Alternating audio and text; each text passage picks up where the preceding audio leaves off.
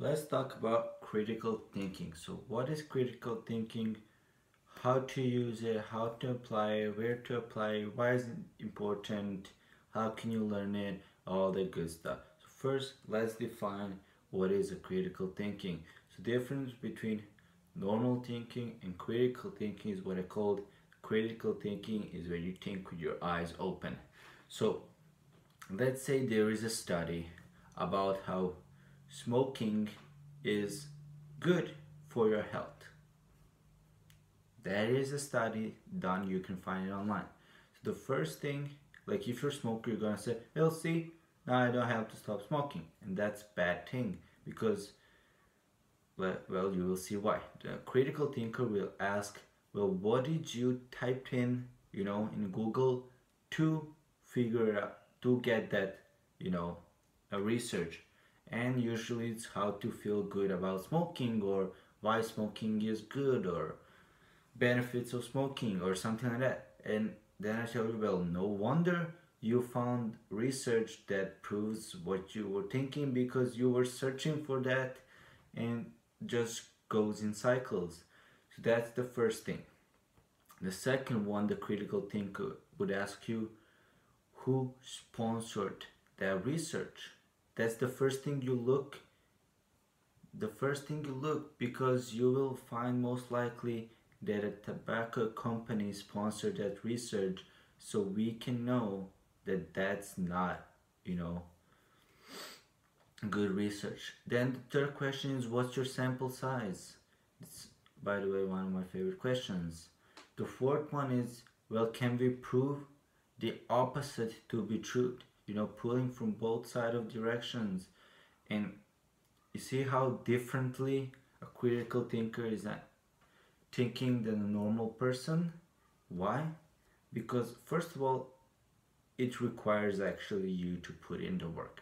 The second thing, it shows you, in this place where you may find what you don't want to find. So there's, that Colgate, I think it's Colgate, ad that says 4 of 5 dentists recommend this toothpaste. Well, number one question is, well, how many dentists did you ask?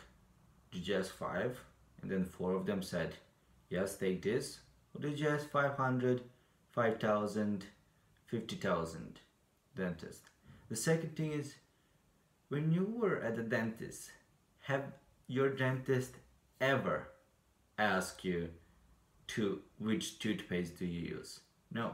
They ask you how many times do you brush your teeth and how do you brush them, you know, but they never ask you which toothpaste do you use. And basically, all the toothpaste is the same, it's just in different packages. Like, yes, they look a little bit different, but when it comes down to how good it is, like, there's no better or worse toothpaste. But still, 4 out of 5 dentists recommend the Colgate toothpaste. And then, so why is this important? Let's talk about elections. Doesn't matter who you vote, doesn't matter who you like. Usually, if your parents is in this, uh, party, political party, you will be in that one. Let's talk about religion. If your parents are religious, you will be religious. Orthodox, Catholics, Muslim, whatever, you will take their faith. Why? Like, I ask you, why did you take their faith? Like, why you? So you should challenge everything. Like, okay, like,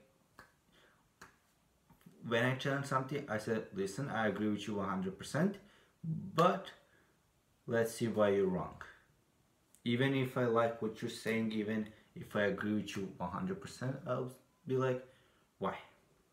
And that's one of my favorite questions, like, why? You tell me anything that you should be walking for 6 miles every day. I ask you, why?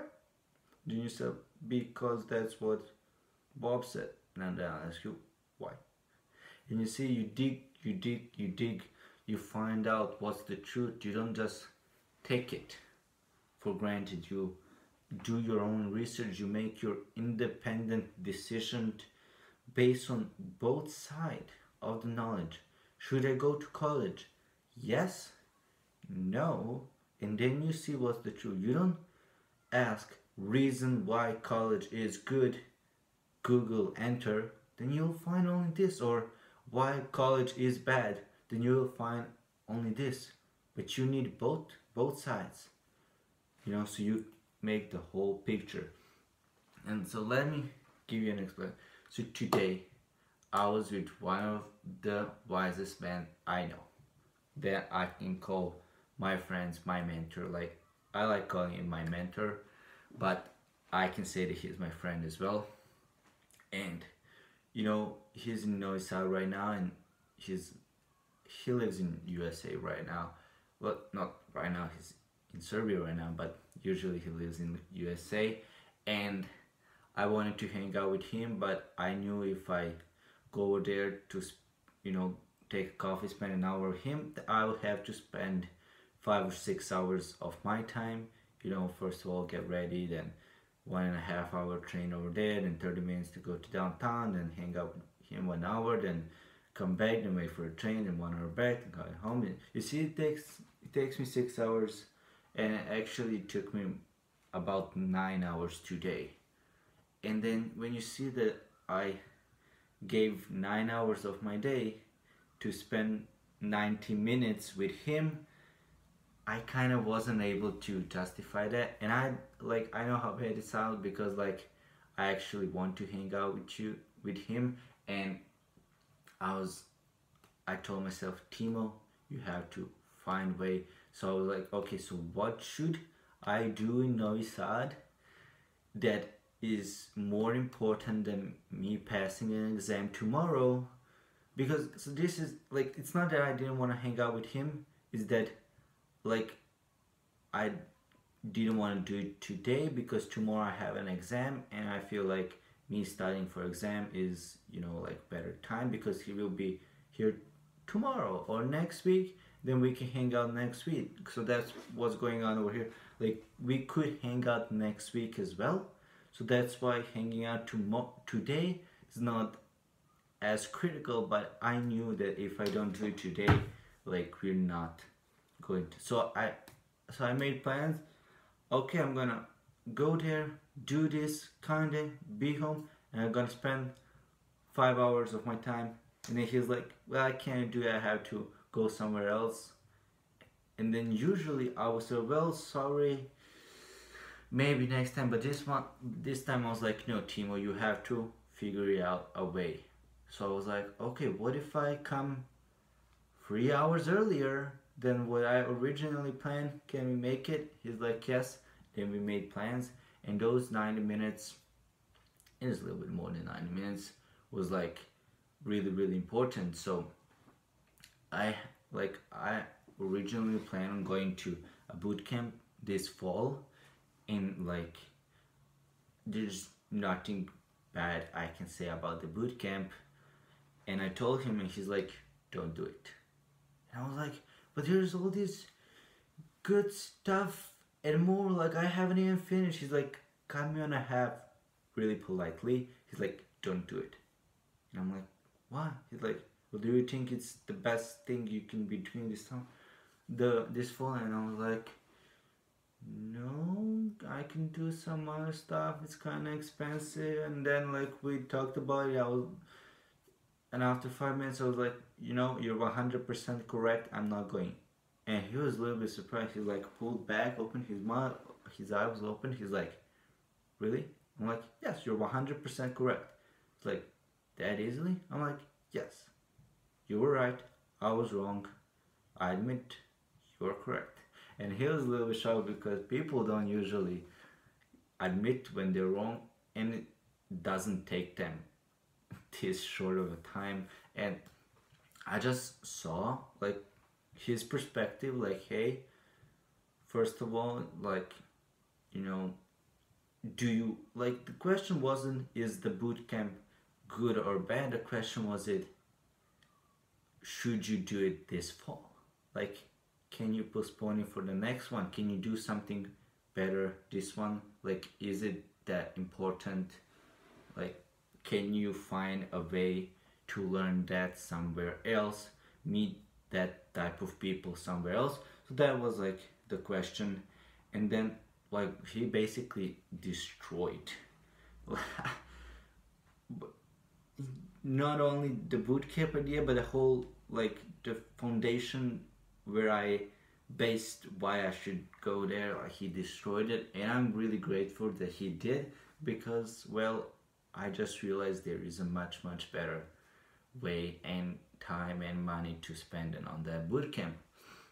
And then he told me like, hey, there's a 80% of chance that person will be denied when it comes to something we talked about. And I was like, really? 80% is kind of too high, considering it was 5% or less last 2 years. He's like, well, maybe you're correct.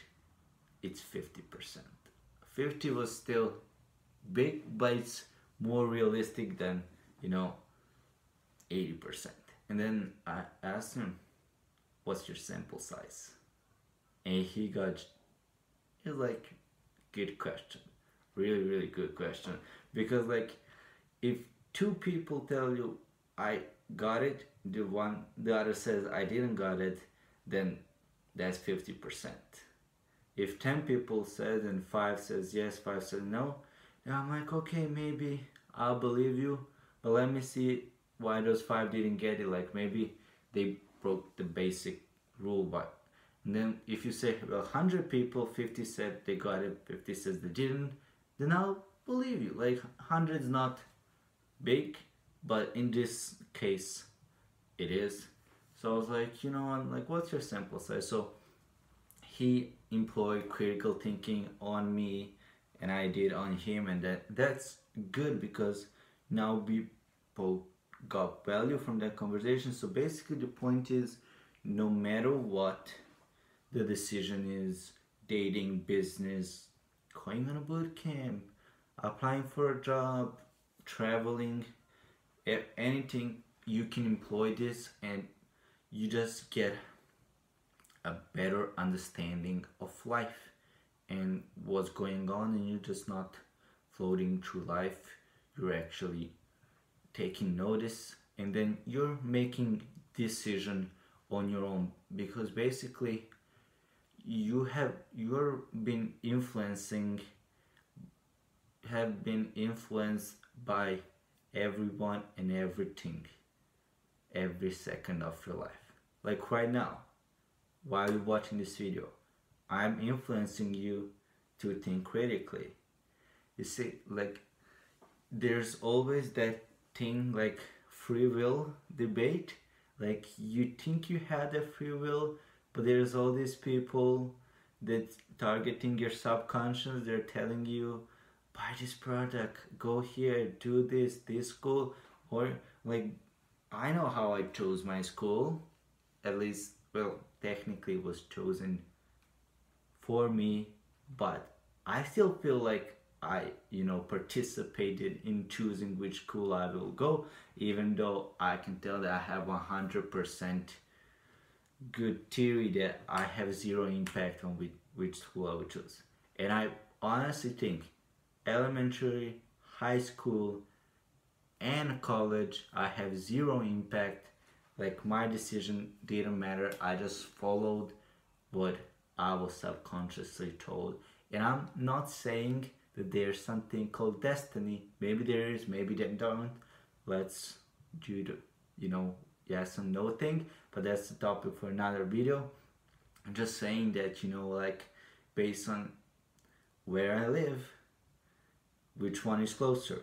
And the closer one will go to closer one. Which one is safer? Which one is better? Where my friends go? So see, like, I took my elementary school because my friends were going there. Like, I honestly wanted to go to another elementary, Nikola Tesla, but I went to Taki Lajos because all of my friends were over there. So see, like, you think I had free will, I had the choice which one I'm going to take, but no, I did not. I went over there because my friends were over there, because it was a little bit closer, because it was a little bit safer, because people who knew my parents work over there, so my parents wanted me to go there. To see how many factors there is to persuade a kid to choose which school to take, and then I chosen this school by my free will, 100% me and my thinking errors. No, like that's not true. Like I believe, I still believe in that I choose that school, but it's actually what my decision was influenced by so many things. But not right now when I was deciding which school I'm gonna take. But last week, last month, last year, 10 years ago was when I was starting to influence. Choosing like which, let's call it daycare I went, that basically determined which high school I went, because based choosing one of those, I went to that one, determined which friends I'm going to have, and then those friends went to this school. So see, like basically on the day I went to that daycare was the day that I was willingly, put in the path of choosing this school, and then that school led for me to going to gymnasium, which of course was 100% my free will, which one I would choose. That led to me becoming a social worker, which was also 100% my decision, not influenced by anything else except my, brain. Which we both know is not true. Like there's always some outside influence. So that's why it's important to have critical thinking. You see how you think it's 100% your idea, your choice, but if we, look behind the curtain, we can see that it's not your choice. Like maybe you had some input on it, but it's not 100% yours. There's also somebody standing over here and behind you and in front of you, helping you decide where you want to go. So I hope this video is, brought some value to you. I really enjoyed creating this video, and it's also clear something, in my mind. So I hope you enjoyed this video. I'll see you tomorrow. Bye bye.